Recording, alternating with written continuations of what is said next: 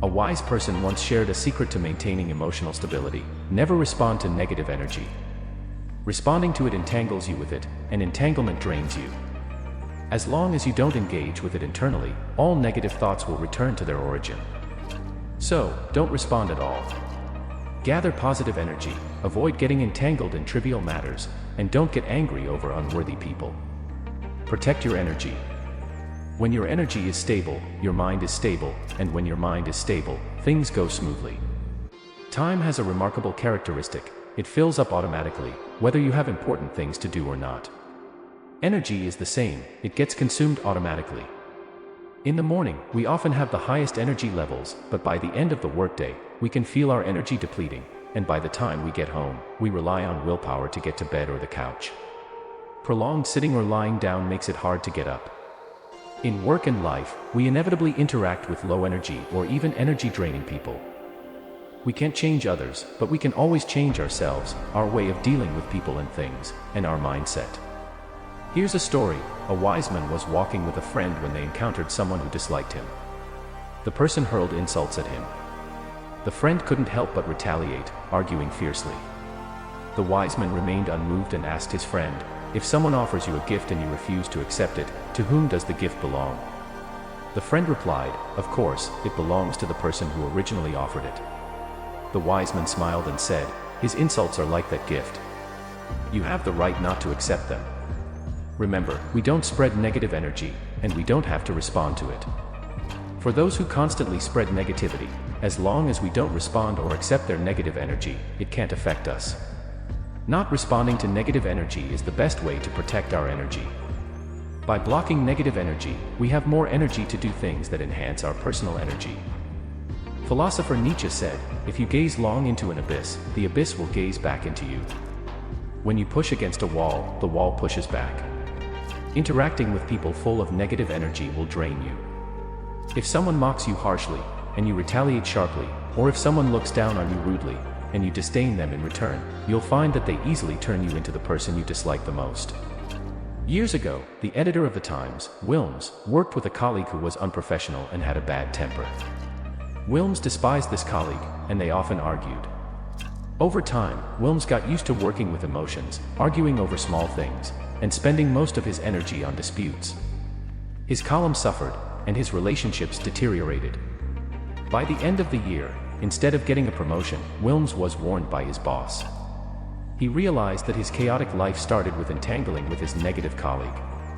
He decided to stop confronting the colleague, avoid arguments, and treat everyone calmly.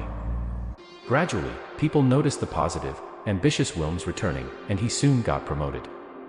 In sociology, there's a pickle effect, where different vegetables in the same jar eventually take on the same flavor. People are similar, our fate is often directly related to those around us. Irritable people make you irritable, negative people make you despondent, and people with negative energy drain your energy like leeches.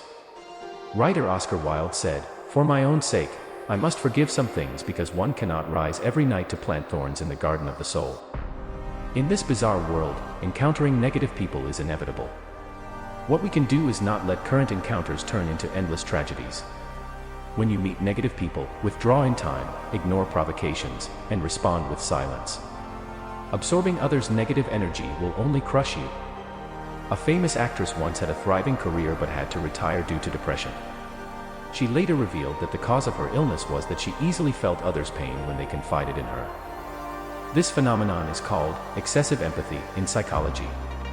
When someone bears too much of others' psychological pain and constantly sympathizes with others, it can harm themselves. Such people are most prone to mental illness, like emotional garbage cans, constantly absorbing others' negative energy. Remember, others' emotions are their freedom, and we can't control them. But we can choose not to be trapped by others' negative energy and not pay for others' negativity. Psychology master's student Maru once shared a story from her university days.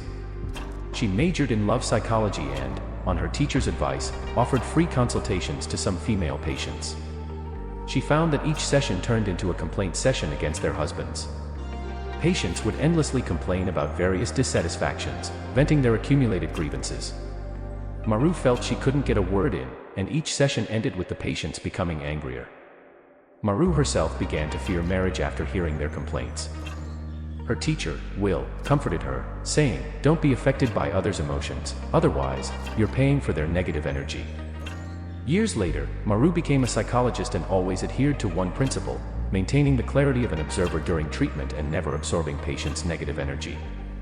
Remember, people's energy fields influence each other, and some people are like black holes. Getting close to them is an energy drain. No matter how high your energy is, it will be depleted. The greatest internal consumption in life is bearing others' negative energy. While caring for others, don't forget to protect yourself. Don't punish yourself for others' mistakes or let others' emotions interfere with you. Stabilize your mind and body to avoid negative energy interference and enter a positive cycle in life. The most energy-draining thing is staying with someone who is not ill but exudes negative energy for a long time. Over time, you'll be assimilated. The deeper you get entangled with them, the more you'll fall into internal consumption, unable to focus on what's important and do what matters most to you. Cut off those bad relationships and don't respond to negative energy to start a brilliant life. Here are 4 suggestions for you to remember. Don't respond to complaints. Do you have people around you who always complain about heavy workloads, being dumped, or even being late because of the rain? Don't respond to their complaints or expect them to change. Leaving early is your best choice. Don't respond to nitpicking. From childhood to adulthood, there are always people who like to nitpick. They are like hedgehogs, full of thorns, and see everyone as unpleasant. Psychologist Albert Ellis said that people with a blaming personality make you feel worthless and eventually live with low self-esteem. Stay away from those who hurt your self-esteem and confidence, and connect with people who energize you. Don't respond to trolls. People with low cognitive levels love to argue. They like to comment on everything, regardless of right or wrong. Don't argue with trolls. You can't win because, in their narrow world, they are always right. Facing trolls, even responding with one word means you've lost. Don't respond to pessimism. Franklin wrote in Poor Richard's Almanac that one rotten apple spoils the whole barrel. Pessimistic people are like that rotten apple, eventually infecting you with negative energy. Allowing them into your life means allowing them to corrode your spirit and destroy your life. Avoid such people, and your world will be full of sunshine, and life will gradually improve. Plants grow towards the sun, and so do people. As an adult, learn to actively filter relationships and stay with people who recharge you. Love yourself unconditionally, accept yourself, please yourself, allow others to be themselves, and allow yourself to be yourself. Keep growing, continuously improve your self-worth, feel the beauty, and embrace positive energy. Don't respond to negative energy. Do high-energy things like going to bed early, reading, writing, exercising, short trips, gardening, meditating, drinking tea, sunbathing, and soaking your feet. Avoid low-energy things like smoking, drinking, lying, staying up late, swearing, focusing on negative information, gossiping, and complaining. Kazuo Inamori said in Advice for Young People that people with lower energy doubt, deny, judge, envy, and attack you. People with the same energy frequency like, affirm, appreciate, accompany, and cherish you. People with higher energy understand, tolerate, protect, support, and achieve you. Stay close to people with higher energy or the same frequency, and your energy will surely increase. Thank you for reading to the end. If today's sharing has inspired you, please give me a thumbs up and respond with, "Negative energy be gone." May you always be full of sunshine and warmth, dispelling all negative energy around you, and live a wonderful life. If you haven't subscribed to the channel yet, please click the subscribe button on the screen to connect with me. Join the membership for shared blessings and merits. Feel free to share, and the merits are boundless.